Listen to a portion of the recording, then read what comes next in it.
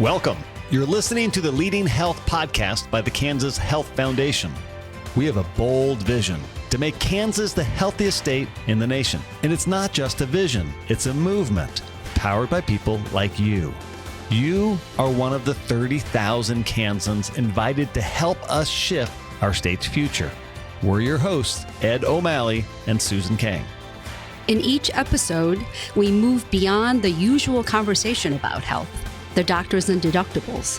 Instead, we talk about capital H health, our ability to thrive. This is your invitation to grab the Leading Health book and join the conversation as we work together to make Kansas the healthiest state in the nation.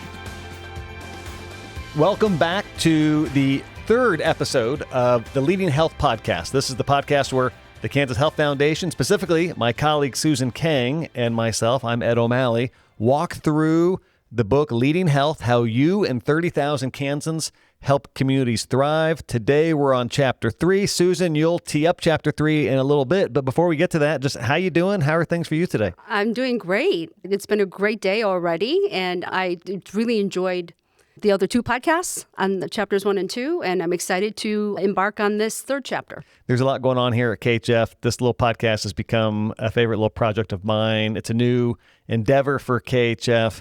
And we really hope it's going to complement a lot of the other things that are going on, ways we're serving our partners all across the state and helping highlight issues of capital H health throughout our state. I love that. Yeah. Capital H health, which is what we talked about. So basically, Chapter 3 is when we introduce the concept of America's health rankings. So Ed, I'm going to ask you to talk about some things around that. So such as like what is it for people who haven't never heard about what this is, right? And for the 30,000, right, that we talked about in our episode 2, why it might be important for them to have some familiarity around that, and why it's important for Kansas and for KHF. That's a lot of questions. Yeah, there's a lot of questions. You got that? I don't know. Yeah, I got it. You got that? All right. We'll nail it. All right, we'll nail it. We'll start going through those, and if we miss any of them, Susan, just bring us back to it. But, awesome. But let me just tee off one of those questions you mentioned, because really, when I took this job 3.5 years ago, one of the things I found myself thinking about before I even took the job was how do we orient more people to capital H health? Mm-hmm. And, I'd been at the Kansas Leadership Center for almost 16 years. I had been involved with state government, the state legislature before that, and I had been aware of this slide in health, right? So we know, we've mentioned before on this podcast, no state has fallen further in the health rankings than Kansas. And when I was contemplating taking this job, I was obsessed with how do we get more people to care? I thought the ranking might be the secret sauce. Mm-hmm. It's a really good ranking, right? So it's done by United Health, which is the nation's largest insurance company. Mm-hmm. They publish this ranking, and it's incredibly thorough. Like, no ranking is perfect, but this one has over 50 measures that make up the ranking. Yes, there are some of those measures that are about lower H health. A few. Yeah. But most of the measures are about capital H health. Mm-hmm. They're about things like economic opportunity and food insecurity and bigger kind of topics, right? The level of volunteerism in a state, right? They're big, right? And I remember feeling that if we can get people to know about the ranking and talk about the ranking and think about the ranking, it'll get more people caring about capital H health. And that's what's happening, I think, over the last few years. I think it's kind of working. Yeah. I mean, I know we talk about it all the time, right? We whenever constantly. Yeah. I mean, and also I think it's helpful for us to always get a reminder of sort of why we're using the America's Health Rankings. It's why it's important for us to have something that tells us where we are relative to other states, right? Yeah. There's some value to that. It kind of goes back to, like what gets measured gets done. Well, that's kind of true. That's an old, kind of saying. Yeah. It's kind of true. It's only true, though, if what gets measured gets focused on. So if we're measuring our health compared to other states, but we never talk about it, we never focus on it, we never anchor around it, we never have a conversation about it, our ranking could just keep sliding. Right. That's a really good point that we do have to focus on. Right? Yeah. And so what we're trying to do in this chapter is we're trying to make the case that the 30,000, which again, most of those people don't get paid to work on health care, certainly.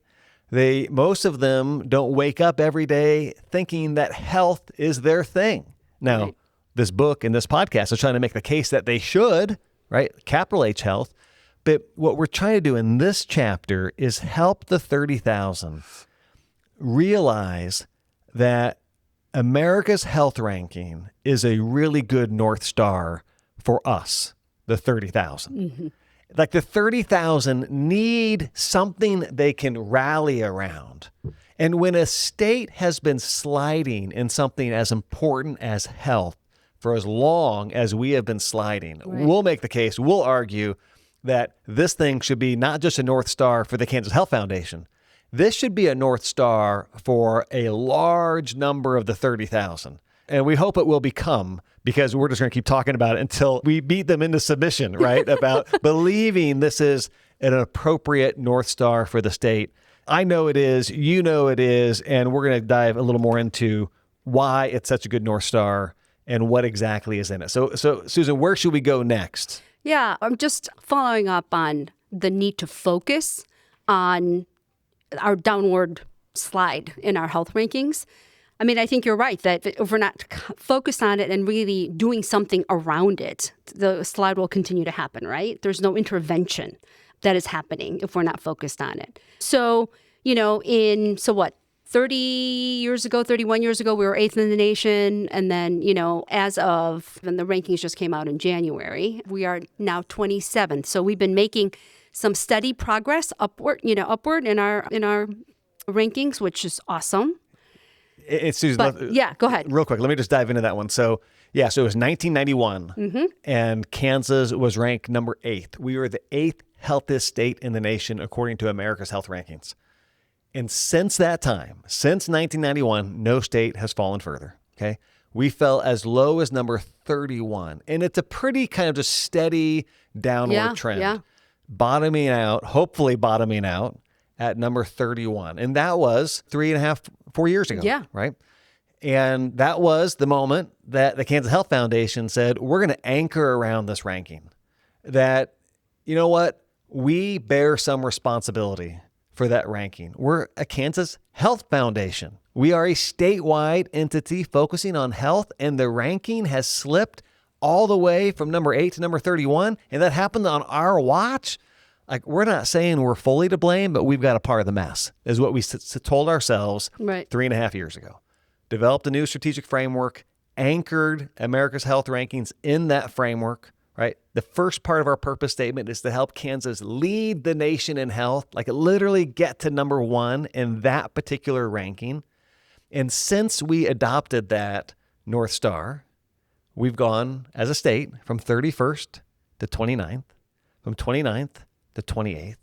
And now, as of early this year, early 2026, the new ranking came out, the latest ranking came out, and we're now 27th. Now, you and I know we can't claim full credit for that. I don't know. Why can't we? Well, but we still will, maybe. Okay. I mean, I don't know. I mean, I think we're doing something. Well, at least part but of I think it's an example of what you focus on and talk about can happen, but you have to focus on it. You've got to talk about it. You've got to be relentless, right? And we can manifest it. I really believe that. That's what the book, that's what the podcast is all about.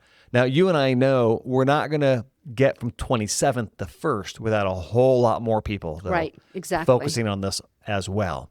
And hopefully this chapter is going to help people know why it matters. And there's a lot in this chapter that people, I think, will enjoy learning about. Like, for example, there's a list of a lot of the different issues that wind up in America's health rankings. Things like affordable housing, literacy, poverty, homelessness, public safety, workplace safety, broadband, education, civic engagement, substance abuse, economic opportunity. Like, those are all sub-measures that make up the big measure of America's health rankings. It's a pretty darn thorough ranking. I think all of those elements go into our notion that health, capital H health, is everything. Yeah, right? Totally. Our ability to thrive. We can't do any of that without getting all of those other things, what you just read off, right? To have us in a really good position relative to all of those metrics. So then why is it important for the 30,000 to know about the health rankings and what can they do around it? Well, I mean, we think there's a lot they can do, and the book is going to really flesh that out, especially part 3, when we get into like specific mindsets we need the 30,000 to hold. But, I think what we need the 30,000 to understand. And our last episode described like who the 30,000 are and, Right. and why this matters. But they play an outsized role in the health of the 3 million Kansans, right? Those 30,000 Kansans have so much influence on capital H health of every single one of the 3 million people of our state. And we need them to know that and understand that. And we need them to understand that if we have been sliding like we have, one very provocative interpretation of that slide Right. is that the 30,000 haven't been fully doing their part. I'm not saying it's the only interpretation, right? Individual people make individual choices, and if people are making bad choices, that's on them. But if we've created the conditions for it to be hard for them to create healthy choices, if we've created the conditions, if the 30,000 have created the conditions where on topics like education or economic opportunity or food insecurity or workplace safety or homelessness or early literacy or affordable housing, if we haven't created the conditions to help people be able to make healthy choices in those areas, then we got some work to do. Yeah. I mean, but there might be people who are part of the 30,000 who don't know that they're part of this, right? Part of that maybe they played a role in this slide, right? Which is why they need to read the book. Okay, I love it. Okay. Yeah. But, so like what can we invite them to, these movers and shakers? Like, what can we invite them to do to have them understand the importance of their role, their outsized role, right, in moving our health ranking upward? I think it's, first of all, we just need them to know about this ranking. And we need them to talk about it and think about it. And okay. I understand that, look, it anchors our strategic framework. And everybody listening to this or everybody reading the book isn't going to change their organization's strategic framework to anchor around the health rankings. I get that. Okay. Now, I would highly suggest that health-oriented organizations that have health in their name, for example, and you're in Kansas, now's the time to get on board and find the way you can anchor to this as well. But for the overall, for the 30,000, like this chapter is about them knowing about the ranking and understanding it's a trustworthy ranking. I mean, it's done. Think about it this way, Susan. The ranking is produced by an insurance company. Okay, I love that. It's produced by a private sector company. I love that. And the reason I love it is because that insurance company is incentivized to get the ranking right, right? Like if communities are healthier from an insurance company standpoint, they're going to spend less money. Right, they're better off. The company literally is going to spend less money on health claims, healthcare claims, right? Lower age health claims, things like that. So this ranking is good. The logic behind it is solid.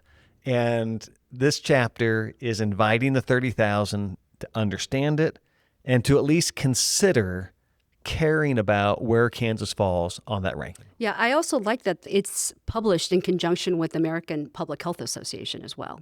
Yeah. So I think that's also really helpful to know. I love that. Right. So there are some people listening to this who love the private sector connection, and there are other people listening to this who love the fact that it's also connected, though, to American Public Health Association. Yeah. It's a great partnership. Yeah, I agree. So, Ed, we've heard a lot about the rankings and why it matters. So I'm curious to know, for especially our listeners out there who are maybe from the corporate sector, like, why is that important for them? Why should they care?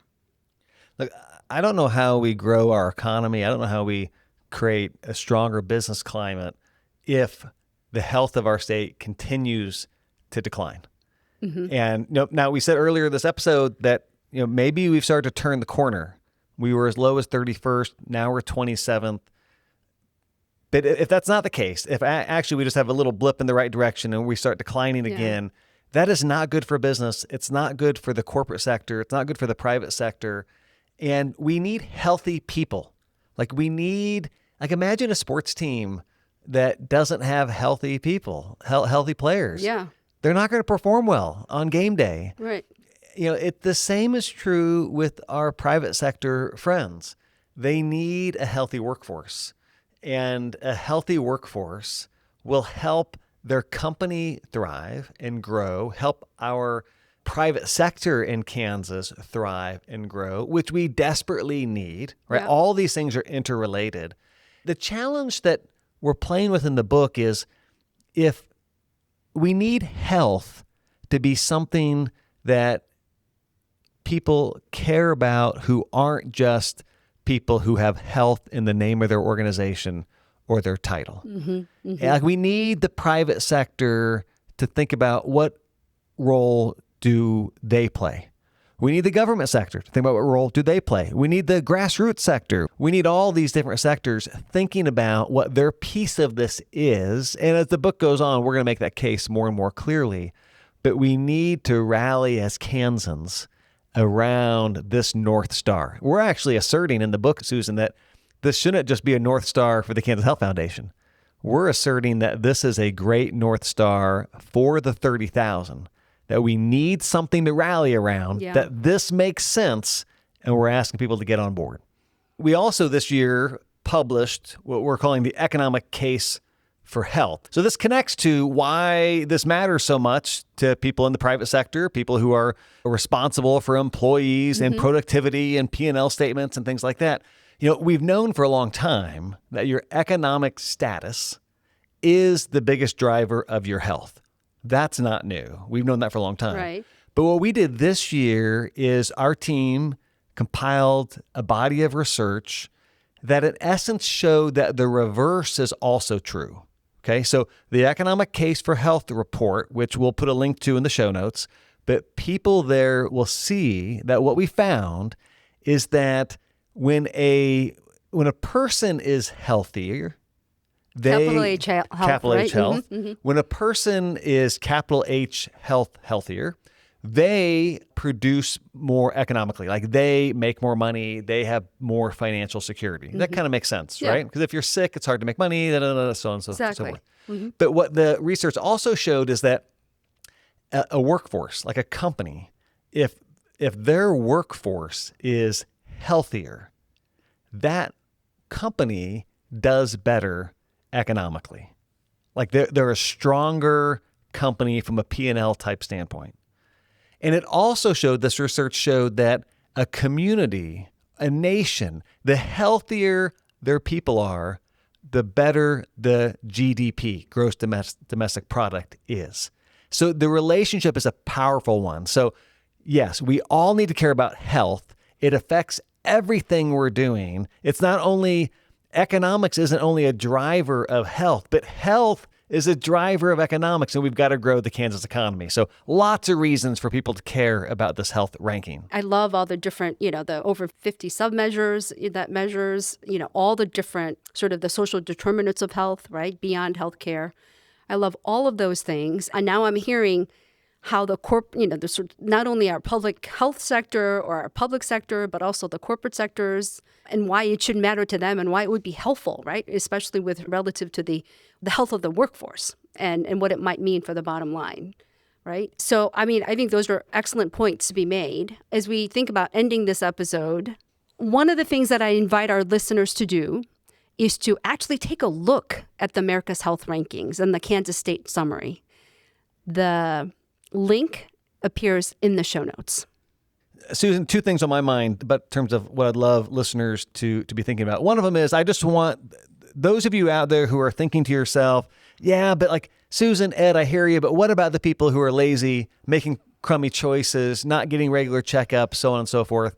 I just want those people to know, number one, hey, we get you, and we're not excusing bad behavior. And people need to make healthy choices, but we need a level playing field. And I think throughout this podcast series, just like throughout the book, readers or listeners will hear us saying that over and over again. We're not excusing bad behavior. People have to make healthy choices, and we need a level playing field. And that's really what we're talking about. So that's one thing on my mind. The second thing on my mind is I just want listeners to think about the power of enough of us thinking about that ranking. Like, how do we know if we're winning or losing in Kansas? Like, how do we know? How do we know? Was 2025 a good year for Kansas or a bad year? Is Kansas better today than it was in 2015? How do we know? And I know that there is power in people anchoring around a common definition of, are we winning or losing? I'm a competitive person. I want to beat these other states. New Hampshire's number one. Down with New Hampshire. Let's climb the rankings. I just would love more people listening to this to be thinking about the power of enough of us orienting to that ranking, talking about it, thinking about it, asking about it, pushing towards it. I know when that happens, we'll climb the ranking and we'll kick New Hampshire's butt. I absolutely love your enthusiasm, and I'm sure the listeners can tell how we're really excited about this and we're energized around getting to number one in the nation, right? And so I just want to say thank you so much for listening, and we look forward to seeing you for the next episode when we discuss Chapter 4, which goes into where we are as a state in terms of our health ranking. Thanks for listening today. Before we leave, there are a couple ways you can help. The first, visit kansashealth.org/leadinghealth to claim your copy of the book and join in the efforts as we work together to make Kansas the healthiest state in the nation. The second is to share this podcast with your network. Also, we'd love to hear from you. Drop a comment from whatever platform you use to get your podcast.